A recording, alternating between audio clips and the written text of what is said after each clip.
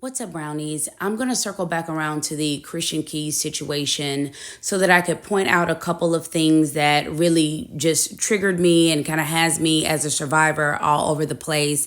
And I just want to know from other survivors, how do you deal with situations like this to where even when you understand that there are levels to victimization, that someone is making these statements but not actually naming the predator and calling it out, which is what you'll do that helps prevent other people from being victimized. What I am proud of myself for, though, is sticking to my guns about this balanced content where you're not just calling out men or just calling out women, but calling out both. And that's exactly what I want to start this video out by doing. A part of that video was him actually talking about a woman who violated him while on set. And I couldn't help but notice that we were so busy speculating whether or not this was Tyler Perry that he was talking about, or assuming that it was Tyler Perry, that you focus on the LGBTQ aspect of it so much so because of your programming that when he was talking about a woman violating him, people didn't seem to be nearly as bothered by that. And my channel being about balance means that we have to get rid of these double standards and this toxic femininity. Because if toxic masculinity exists, then balance states that toxic femininity has to also be a thing. And what he talked about in this video is a prime example of that, and the double standards that come along with the punishment or the lack thereof. So I'll start the video by playing that first, and then we'll go on into some other things. Let's get started. I was on a show, and if I had done what this actress did, I'd never work again and I'd be in jail. She used to come up and pat me on the jump, like pat my penis, like, ooh, okay, I see that print. And I checked her, I grabbed her hand right away, checked her, like, what are you doing? That ain't okay, I'll do that shit, I'm going to jail. What are you doing? She did it again. Grabbed her hand, I was like, stop, that shit ain't funny. We're preparing for a scene. She walks past, cups my equipment, and was like, oh, you got some girth. When I tell you, had that been a dude, I'd have punched them in their mouth. If I behaved like this woman, I'd be in jail, I'd be canceled, and I would never work again. You don't get to walk past somebody and be like, oh, that's nice, and pat them on their private. Nah, that absolutely wasn't Cheryl Pepsi Riley. Please don't do that. That's my heart. I love her to the moon and back. She's a consummate professional.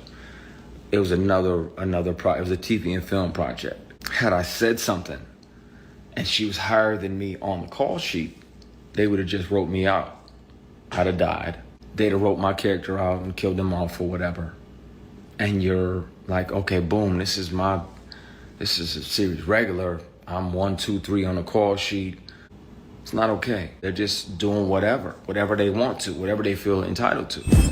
So as you heard, that was absolutely disgusting.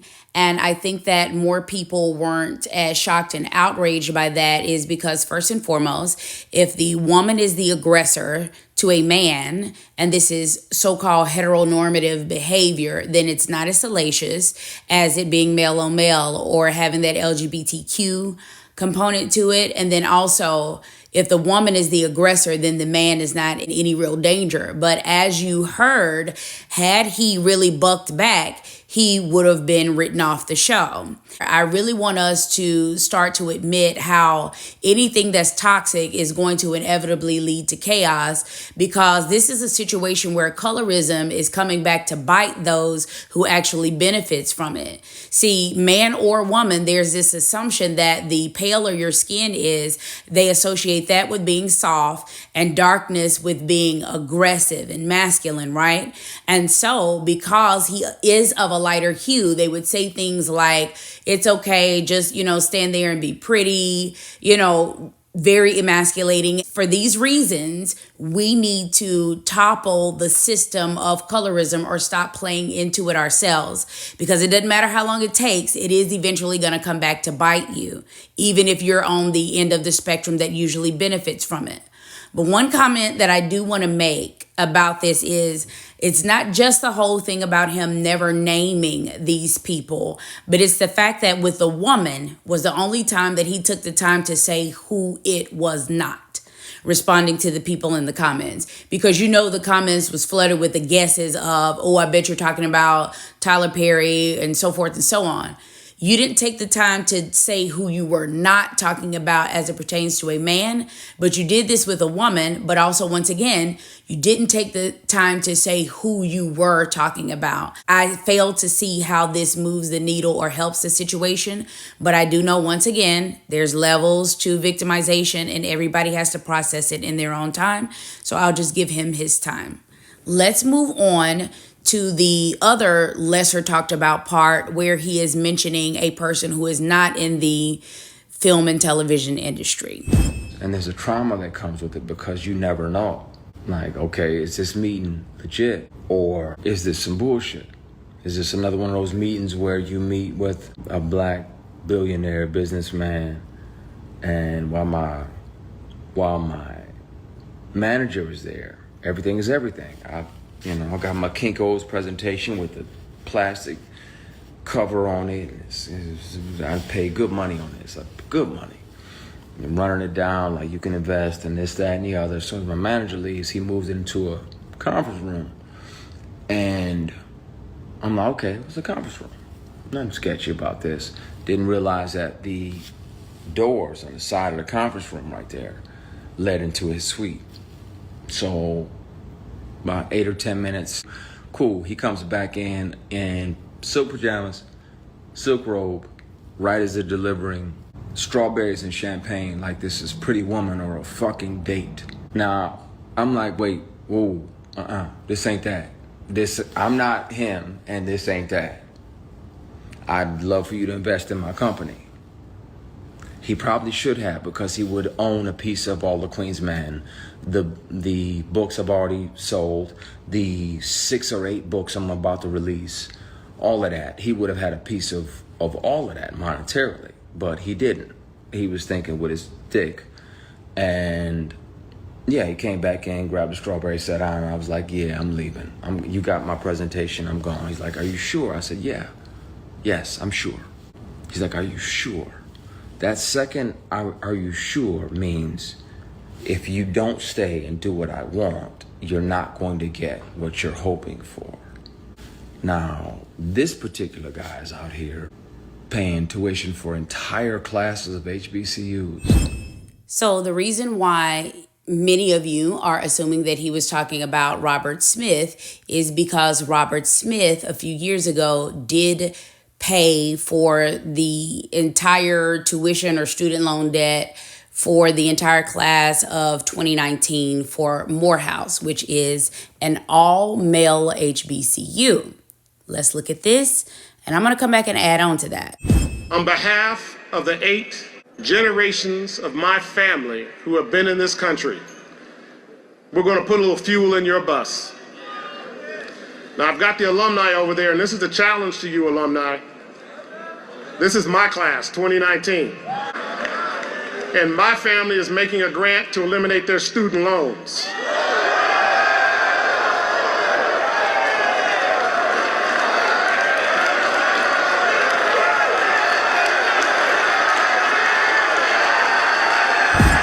Now, the reason I find it interesting that it was Morehouse specifically is because of something that I heard Jamal Bryant say when giving his testimony in an interview. So I'll let you listen to that, and then I'll come back and I'll tie this all together. My parents at the time had the largest church in Baltimore when I was growing up. Mm-hmm. So for me to fail the 11th grade. Right. I was Hester Prynne in the Scarlet Letter. I got shame everywhere. Wow. My parents, after I failed the 11th grade, sent me to live in Liberia, West Africa for a year to get myself together. And I went to the embassy school that had me with 27 different nations in that school. I come back to Baltimore. Rashawn, an old deacon in my church, tells my parents there's a early college program at Morehouse. Send Jamal there for the summer just so he can keep his mind right. So I go to Morehouse for the summer. I scored the highest of everybody in the early college program. Dean Crawford, who at the time was Dean of Admissions, says, Jamal, I'll see you next month. I said, no, you won't see me next month. I got to go back. I got to do another year. I failed. So he said, no way in the world. And this is my ode to HBCUs. The Dean of Admissions of Morehouse took me to get my GED. And I am the very first person in Morehouse history they let in with a GED. Oh, my God. I've never taken the SATs in my life. They took that kind of gamble on you. On me. My parents didn't have a whole lot of money. So they gave me a 2-day notice that I've been accepted down to Morehouse. My parents did not have the money for me to come. Bishop Eddie Long paid my tuition. Oh, my God. Oh, my God. Having no idea he was educating his successor.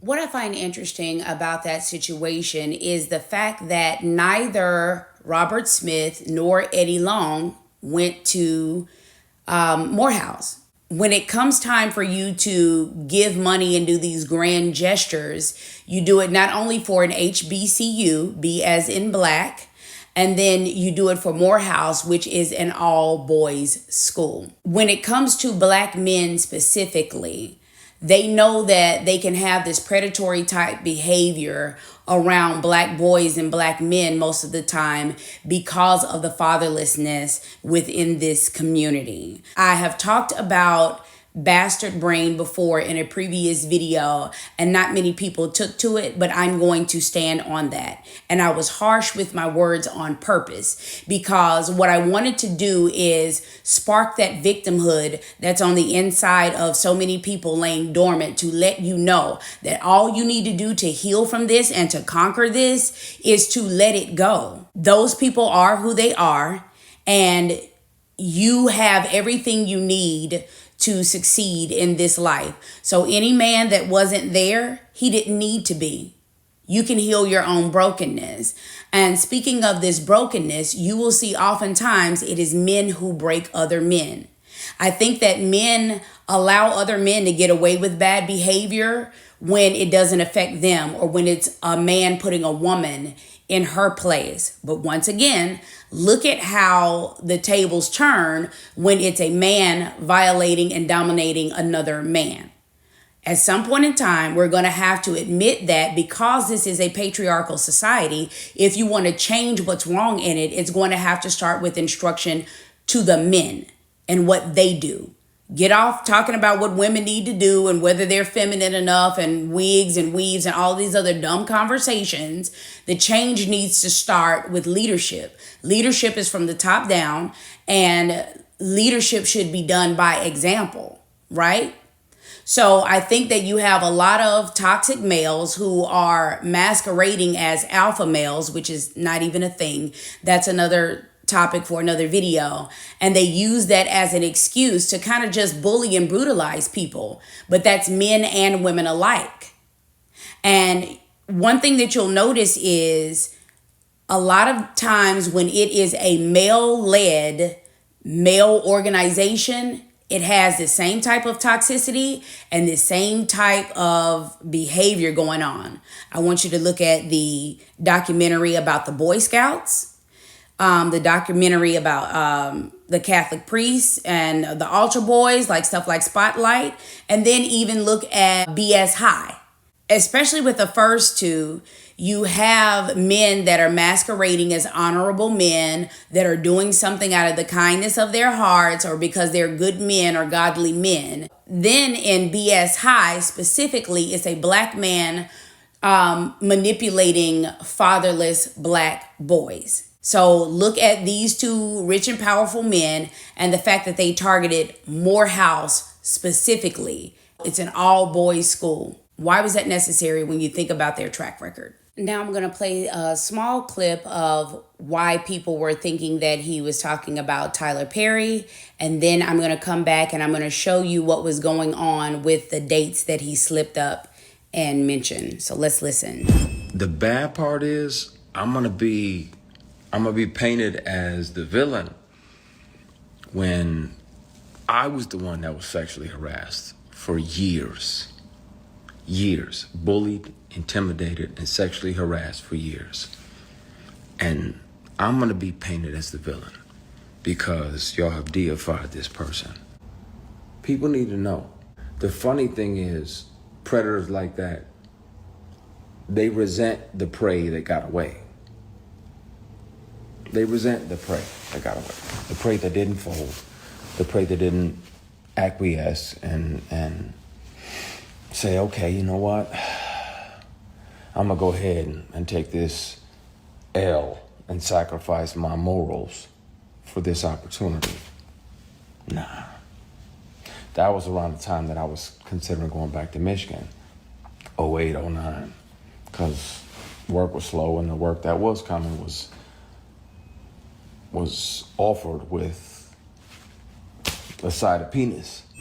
So for the time frame that he gave where he was about to just quit the industry and give up and go, he said it was around 2008, 2009 when he was going to call it quits. He said because all of the work that he was getting offered was offered by that same predator. If you go to his IMDb and look at what he had going on during that time frame, it was all Tyler Perry things. So you had 2005, Diary of a Mad Black Woman. Then you had 2006, Madea Goes to Jail. And then in 2008, you have What's Done in the Dark, which the irony to that is just astounding. So that also lends to why a lot of people are thinking that he's talking about Tyler Perry, but also to the point that some people have made. If you were able to continue to go back and work with Tyler Perry, then how was it him? Because if over a decade later, you're doing All the Queen's Men with him and this is your attacker, why would you do that? And also, again, this is one of the things that I find is very different from when it's women that are being victimized. When a woman tells a man in a position of power no, they ruin her entire career. They shut down her entire livelihood. And also, like I was stating, the violation tends to go a lot further with women because it tends to involve penetration. Lastly, I am going to end this with reminding you all that we still don't know for a fact who he was talking about in any of these situations. So all of this stuff is alleged. And we should not continue down the direction of tearing down their reputation if we don't know for certain. Instead, I'd like to focus on what we do know for certain by ending this video with a flashback of another video that I did by basically saying that Tyler Perry, hate him or love him, whether you're a fan or not, he did have the right idea by the way he approached business. When I built my studio, I built it in a neighborhood that is one of the poorest black neighborhoods in Atlanta, so the young black kids can see that a black man did that and they can do it too. The studio was once a Confederate Army base, and I want you to hear this, which meant that there was Confederate soldiers on that base plotting and planning on how to keep 3.9 million Negroes enslaved. Now that land is owned by one Negro. While everybody was fighting for a seat at the table, talking about Oscar so white, I said, y'all go ahead and do that. But while you fighting for a seat at the table, I'll be down in Atlanta building my own. Because what I know for sure is that if I could just build this table, God would prepare it for me in the presence of my enemies. Rather than being an icon, I want to be an inspiration. There are people whose lives are tied into your dream. Own your stuff. Own your business. Own your way.